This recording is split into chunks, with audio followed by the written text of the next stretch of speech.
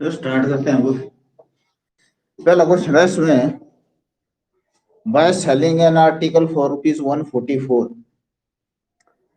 a man loses 1/7 of his outlay। आगे बोलता by selling it for ₹168 is gain और loss percent is. अब हिंदी में क्वेश्चन बन गया है कि किसी वस्तु को 144 रुपए में बेचने पर किसी व्यक्ति को 1/7 का नुकसान होता है। 1/7 किस चीज का? भैया आपको बाय डिफॉल्ट मानना पड़ेगा सीपी का, क्योंकि लॉस किस पर होता है? रुपए के केस में कॉस्ट प्राइस यानी क्रय मूल्य पर है, इसलिए हम क्या मानेंगे इसको कि क्रय मूल्य पर 1/7 का नुकसान है। आगे बोल रहा है बाय सेलिंग इट फॉर ₹168, अगर वो 168 का बेचे तो उसका लाभ या हानि प्रतिशत क्या है?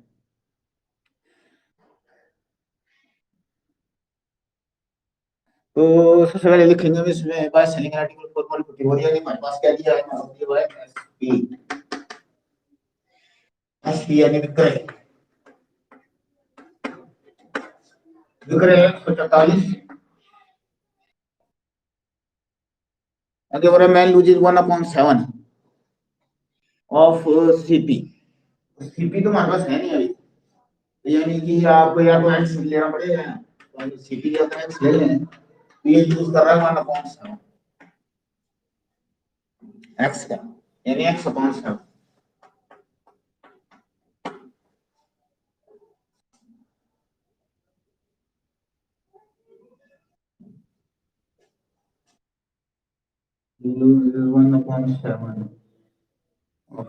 ठीक है। By selling it for 168 is gain, और अब हो रहा है कि 168 पर बेचना है तो उसका लाभ या हानि क्या हो? मैन लूजेस 1/7, 1/7 लूज किया है इसका, तो यहाँ से क्वेश्चन बन जाएगी x/7 इज इक्वल टू 144।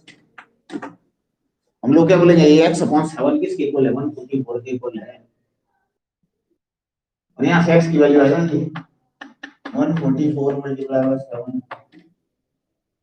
1/7 का मतलब सुनिए, मैंने लूज 1/7 ऑफिस 1 यूनिट लूज किया इसमें,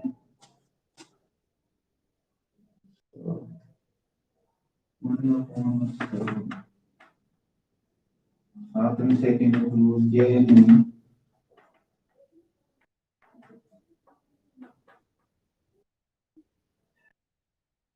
तो बताएगा यही लिखी हुई ना, x/7 इक्वल टू 144 नहीं होगा? क्वेश्चन बता रहे हैं 1/7 को ही लेना पड़ेगा, 1/7 1 यूनिट लूज यानी 6 यूनिट। ठीक है, यहाँ पर क्या लेंगे हम? x/7 में तो नहीं है यहाँ पर, दिक्कत यार ये तो उल्टा जाएगा। यहाँ पर बोला 1/7 का मतलब क्या कि अगर 7 यूनिट है तो उनमें से 1 यूनिट का नुकसान है, अगर टोटल 7 यूनिट है, ये मतलब मानना पड़ेगा इसको 1/7। 1/7 का मतलब क्या था? 1/7, यानी एक हिस्सा कितने में से? 7 में से। इसका मतलब क्या है कि अगर 7 में से एक हिस्सा चला गया तो क्या होगा? चलेगा 6 हिस्सा, तो मतलब 6 हिस्से किस इक्वल है? 144 के, ये मानना पड़ेगा। 6 हिस्से अगर 144 हो तो 7 हिस्से कितने होंगे? 6 हिस्से अगर 144 हो तो 7 हिस्से कितने हो जाएंगे? यहाँ से निकलेगा एक हिस्सा, एक हिस्सा हो जाएगा 144/6, यानी कि 6 2 12 6 2 24, एक यूनिट में 24 आ जाएगी, यानी 24 मल्टीप्लाई बाय 7, 7 चौके 28 और 7 2 14, 168। यहाँ से निकल जाएगा सीपी आपका, सीपी 168। आगे तो इसने बोल ही दिया है कि, आगे इसने बोल दिया है कि अगर वो 168 का बेचे तो उसको गेन और लॉस परसेंट क्या है? तो अगर 168 पर बेचेगा तो क्या होगा उसको? अगले आगे बोल रहा है ना बाय सेलिंग इट फॉर ₹168, अगर वो 168 का बेचता तो उसको क्या होता है? प्रॉफिट हो जाएगा उसको। कैसे?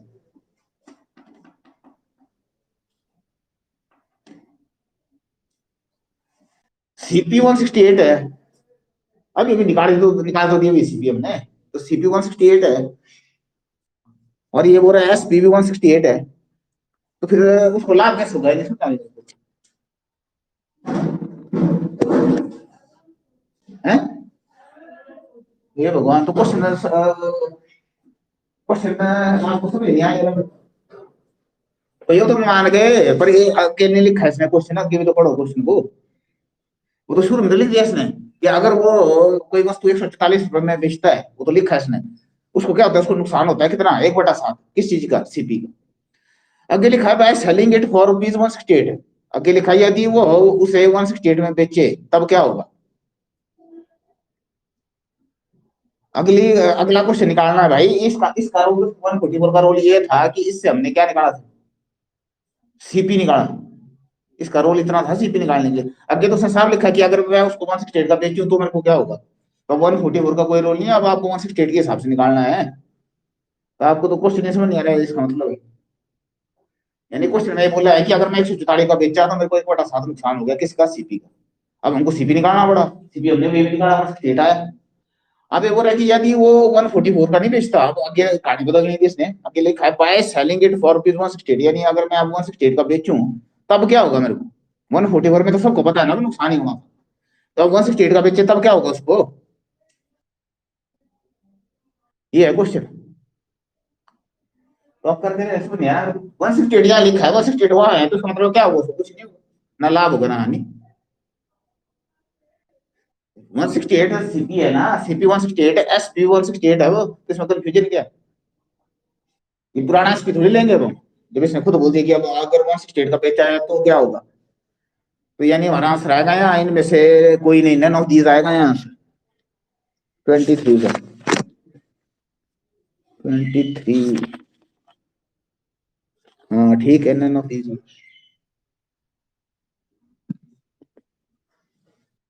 तो मेरे को नहीं लग रहा आप टॉपिक कुछ भी क्लियर है, आपने मेरे को क्लियर है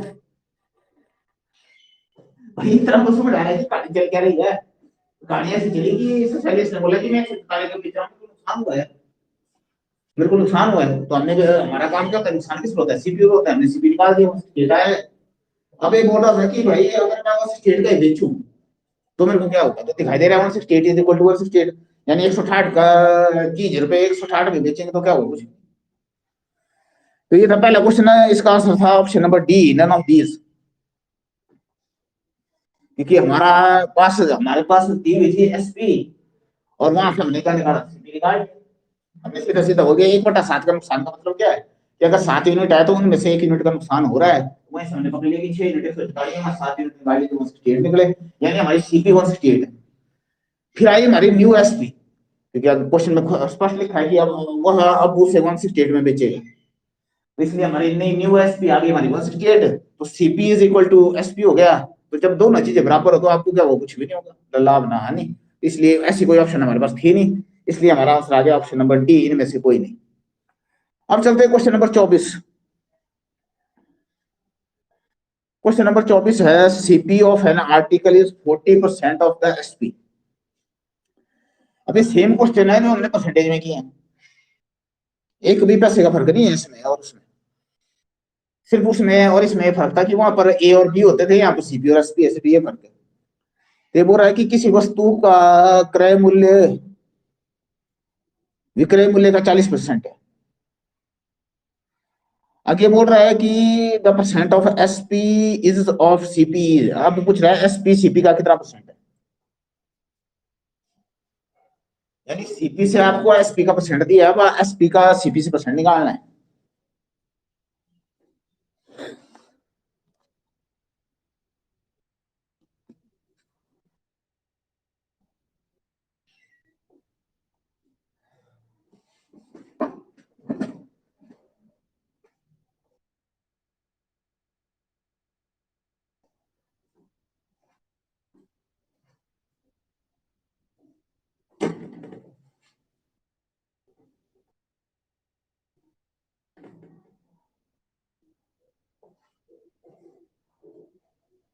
The CP of an article is 40% of SP. CP of an article is 40% of SP.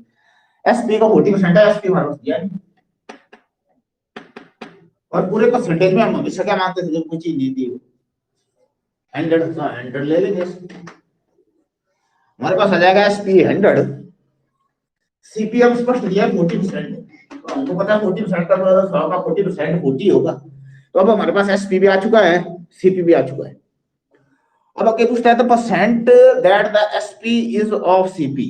SP CP का क्या परसेंट है, एसपी सीपी का क्या परसेंट है, तो काम आसान हो गया। यानी एसपी ऊपर लेना है, सीपी मल्टीप्लाई बाय 100। तो ये आपके पास आ गया, अब इसको सॉल्व नहीं करना है, 0 से 0 बन जाएगी, 4 से घट गया तो आ गया 25, तो आंसर आ गया 250%। बहुत ही simple question.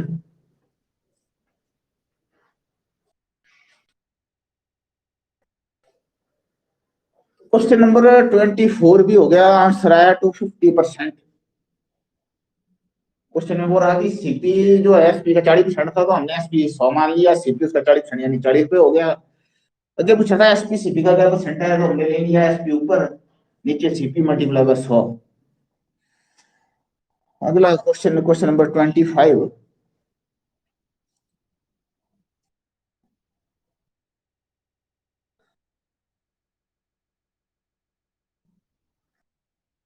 Question number 25, shopkeeper mixes 2 varieties of tea,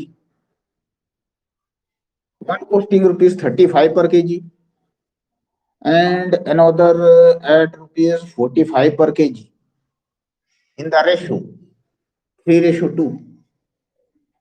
तो यहाँ थोड़ा सा दिक्कत ये आ गई कि ये बराबर नहीं है, 3:2 है। यानी कि 35 जो किलो वाला अगर 3 किलो लेता है, तो 45 वाला 2 किलो लेगा, ये मतलब है इसका 3:2। आगे बोल रहा है he sells the mixed variety eight the rate rupees 4.60 पर के जी। 41 रुपए 60 पैसे प्रति किलो के हिसाब से बेच रहा है वो, मिक्स करने के बाद। तो पूछता है इसका लाभ या हानि प्रतिशत क्या है।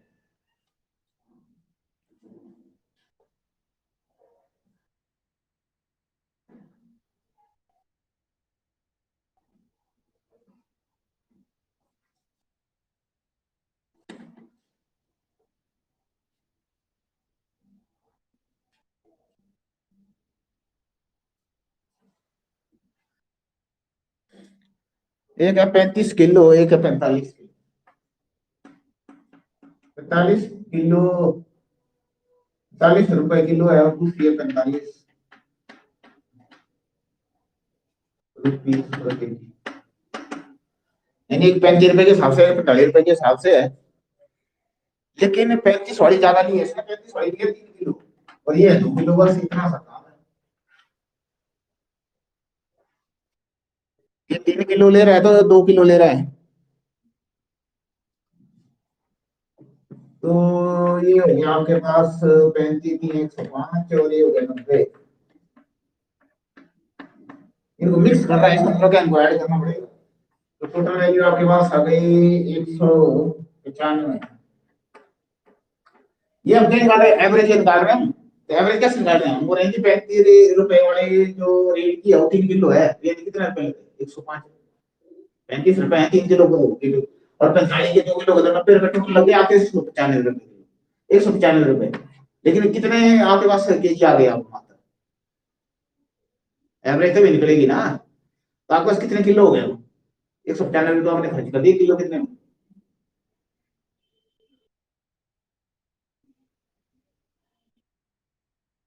लिखा तो हुआ है 3 किलो है, 2 किलो है, और 5 किलो आपके पास हो गई है। तो हमने सीधा सीधा गणित क्या लगाया, हमने सीधा सीधा गणित लगाया कि सिंपल से बोला कि 35 रुपए वाला 3 यूनिट लेता है, यानी 3 किलो लेता है, ये 2 किलो लेता है, तो हमने बोल दिया इधर 105 रुपए लगे, इधर टोटल पैसे इतने लगे, टोटल किलो 5 आ गए।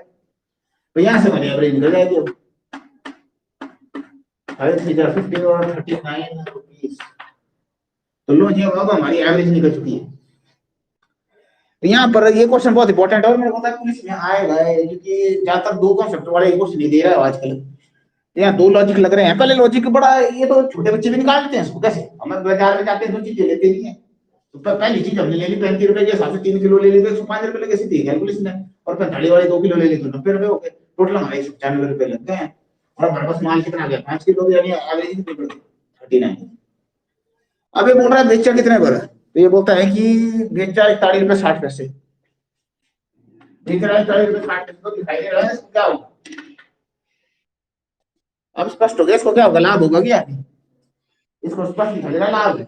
इसे 39 रुपए के हिसाब से खरीद लिया ना मिक्स करके, और अब 41 रुपए 60 पैसे का बेच रहे हैं, इसको लाभ है कितने रुपए का, 2 रुपए 60 पैसे। मल्टीप्लाई तो होता ही है, नीचे हमेशा क्रय मूल्य होता है रुपए के केस में, तो क्रय मूल्य 39, इसके डेसिमल नंबर है 20 नीचे चली जाएगी, 20 कट जाएगी, 13 के टेबल से कट जाएगा, 20/3 यानी कि 6 से 2/3%, 6 से 2/3%।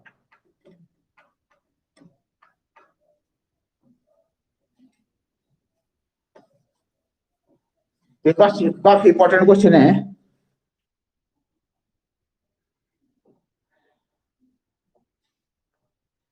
₹35 के हिसाब से 3 किलो था, 45 के हिसाब से 2 किलो था, हमने टोटल पैसे निकाल लिए।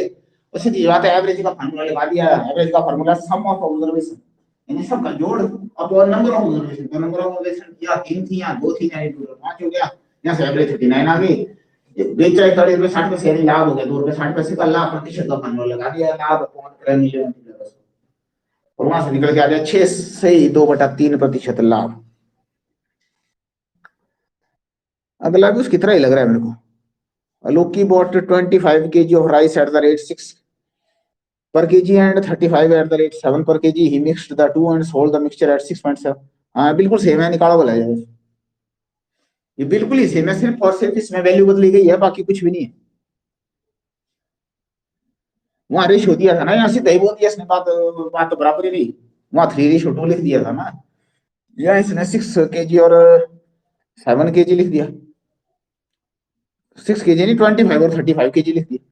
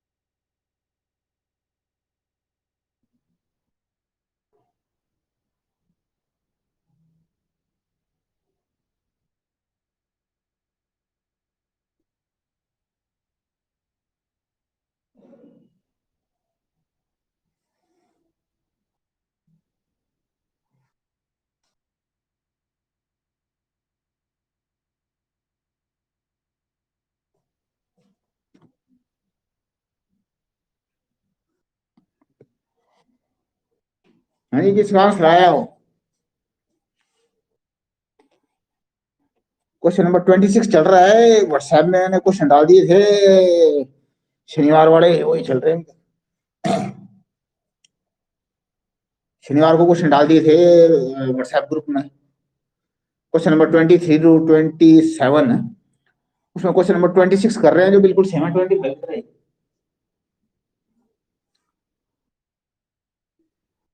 सिर्फ वैल्यू बदली गई है, 25 किया हुआ है, वैसे 26 होगा, यानी 25 × 6 35 × 7, टोटल जो आएगा उसको ऐड करके डिवाइड बाय 13, और वहां से एवरेज निकल जाएगी और फिर पता चल जाएगा लाभ है।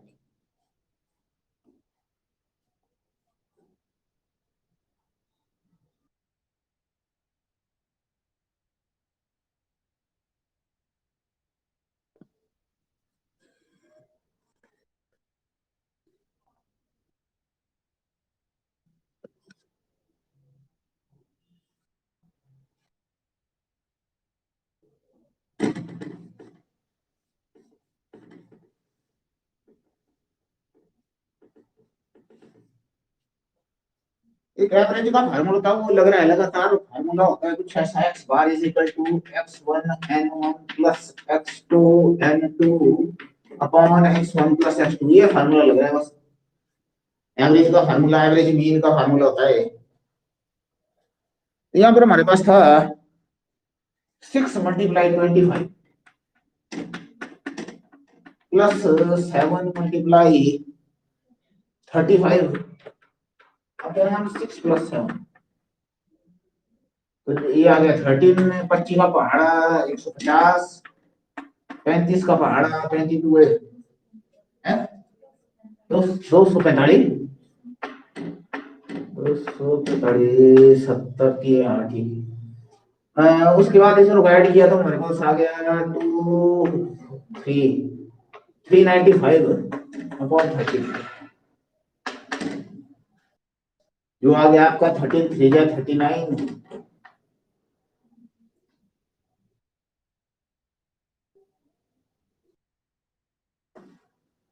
इतना कम?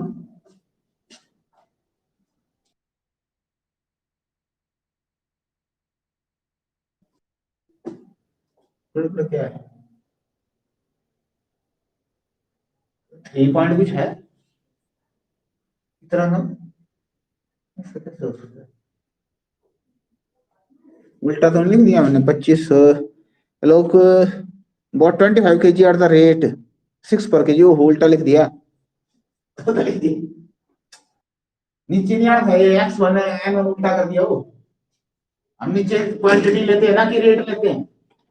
ये रेट है 6 रुपए प्रति किलो रेट है ना, 7 रुपए प्रति किलो रेट है, रेट थोड़ी लेना है। हमारे पास तो कितनी सामग्री आई है वो लेते हैं ना, 25 किलो है और 35 किलो है।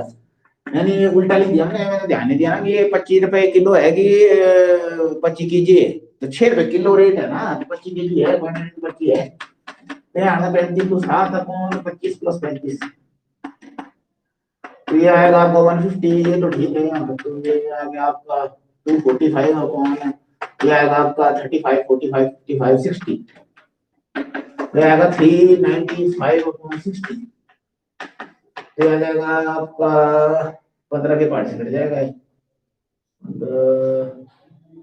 नहीं 15 से नहीं कटेगा, 5 से कटेगा, 5 है, 5 से कट जाएगा, 12 5 60, 5 7 35 और 79/12, 12 5 60, 12 6 72, 72 के बाद बचा 7, 12 5 60, 6.6 के इर्द गिर्द आ रहा है ये। एक और पॉइंट निकालना ही पड़ेगा। 79 को 12 से करना है, 12 12 6 72, 57 लगा डेसिमल, 12 5 60 और बचा 10, 100 हो गया, 12 6.58 आया। तो ये आया आपका क्रय मूल्य, यानी सीपी आपका निकल के आया 6.58 और एसपी तो आपको दिया होगा, एसपी गिवन है आपको 6.75। तो एक बार फिर लाभ हो रहा है, लाभ हो रहा है एक बार फिर। आप कितने पैसे का हो रहा है यहाँ पर? 2 पैसे आए, हो गया 60 और 17 पैसे का लाभ है। 17 पैसे अपॉन 6.58 मल्टीप्लाई तो 100 हो जाएगा, 10 में से 10 में खत्म हो जाएगा। तो 1700 को 658 से डिवाइड करना है, तो ये तो 2 के गेड़े में आ रहा है कुछ।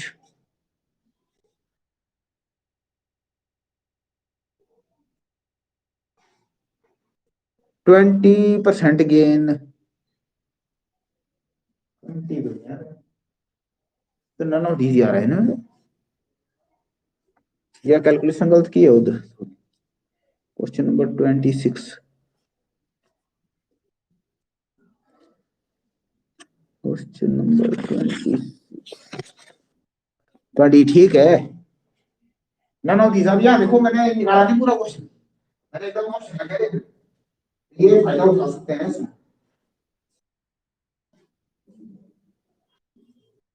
इंस्टेड ऑफ कि मैं पूरी वैल्यू निकालूं पॉइंट पॉइंट में टाइम खराब करूं, मैंने एकदम देख लिया कि ये वैल्यू जो जा रही है ऑप्शन में कहीं नहीं आ रही है, क्योंकि ये हमारी वैल्यू आ रही है 2 पॉइंट्स लाभ, ऐसी कोई ऑप्शन नहीं थी, यानी हमारा आंसर क्या आएगा? Option number D.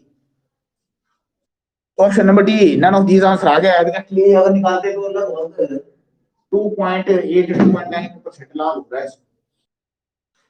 तो ये था क्वेश्चन नंबर 26, सेम था जो 25 की तरह वैल्यू थोड़ी टेढ़ी थी, पॉइंट कैलकुलेशन थी थोड़ी सी। अब क्वेश्चन नंबर 27।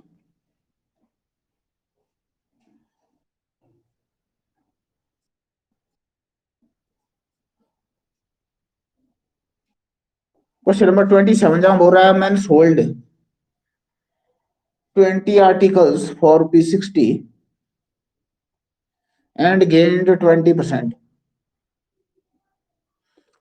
यानी किसी व्यक्ति ने 20 वस्तु खरीदी 60 रुपए में और उसको लाभ हुआ 20% का।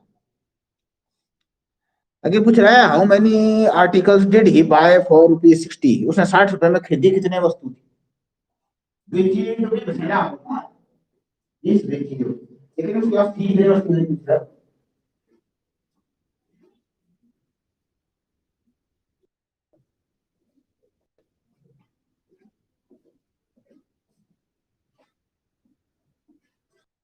क्वेश्चन ये है कि उसके पास शुरू में कितनी वस्तुएं थी, यानी कि सीपी एक तरह की पूछ रहा है, पर बात वस्तुओं की हो रही है, इसे ध्यान रखना पड़ेगा। 60 रुपए में 20 वस्तुएं बेची, यानी 3 रुपए की एक वस्तु बेची और उसको लाभ हो गया 20% का। जल्दी कहां से निकलेगा और ठीक कहां से निकलेगा।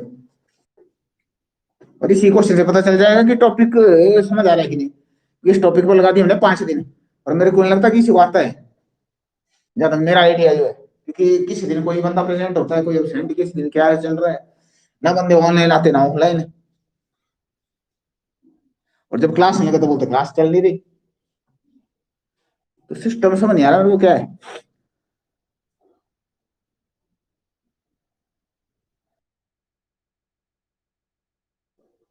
हालांकि इतना आसान क्वेश्चन है कि अब ज्वाइनिंग निकलने स्टार्ट होना चाहिए, पर मेरे को डाउट है कि ये निकलते ही नहीं।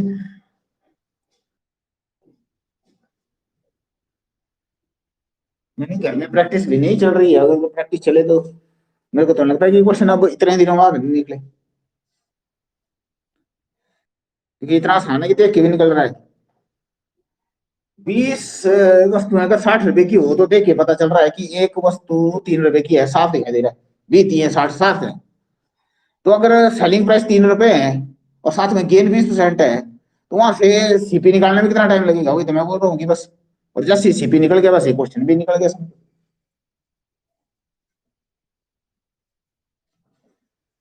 तो इतनी सी गेम है।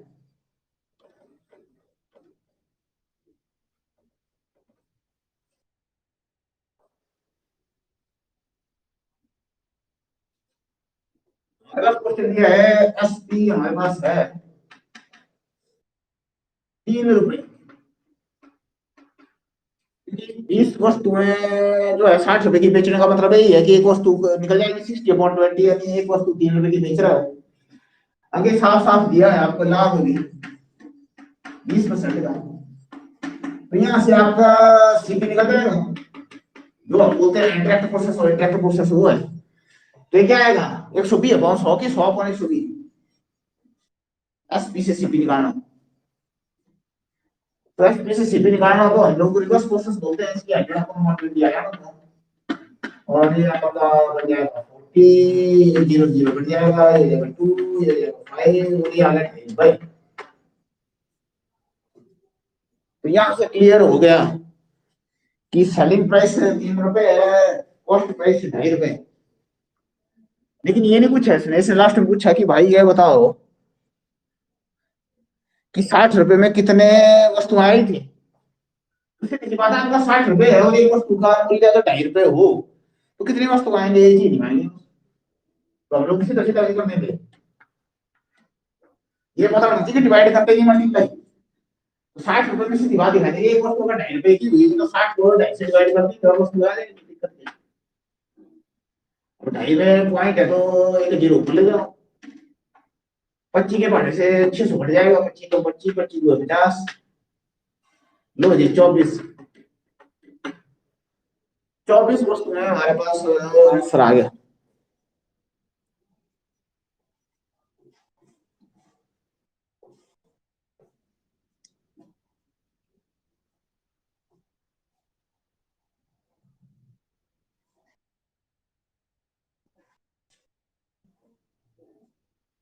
पहला काम किया मैंने एसपी निकाल ली, सेकंड काम किया एसपी से सीपी निकाल ली, और जब सीपी निकल गई तो दिखाई दे रहा है अगर एक वस्तु की कीमत ₹2.5 हो तो 60 रुपए में कितनी वस्तुएं मिलेगी।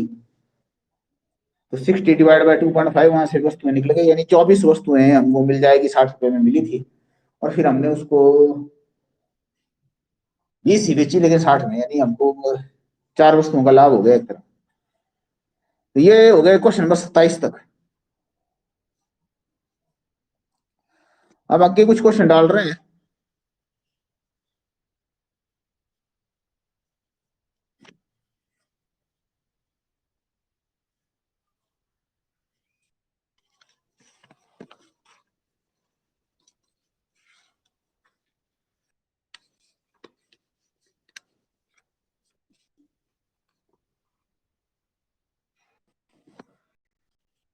अगले कुछ क्वेश्चन ग्रुप में डाल रहा हूँ, पर यहाँ नहीं डाल रहा हूँ, अभी ग्रुप में डाल रहा हूँ।